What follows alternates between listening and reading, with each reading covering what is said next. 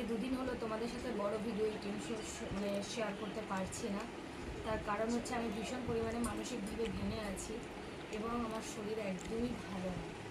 তার জন্য বড় ভিডিও দুদিন ধরে শ্যুট করাও হচ্ছে না, আর খাওয়া দাওয়া ঠিকঠাক হচ্ছে না বলে তার জন্য শেয়ারও করতে পারছি না। তো আজকে দুপুরবেলা ভাবলাম একটা শর্ট ভিডিও দিয়ে আপডেটটা তোমাদের দিই।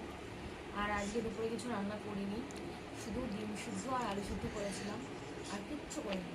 এদিকে দেখো, কালকের এই যে রাতে একটুখানি চিকেন করেছিলাম, রাতে আমাদের ঘরে ছিল, মা মেয়ের জন্য করেছিলাম, সেটাই এক কুচি আমি মেয়ে নিয়ে নিয়েছি। এরকম দেখতে পাচ্ছ, ওটাই একটু ঝোল দিয়ে আলু সিদ্ধ দিয়ে মেখে নিয়েছি, আর একটা ডিম সিদ্ধ। এই যে শরীর একদমই ভালো না, একটু যদি না খাই শক্তি তো পাবো না, আর শক্তি না পেলে কীভাবে নিজের পায়ে দাঁড়াবো বলো।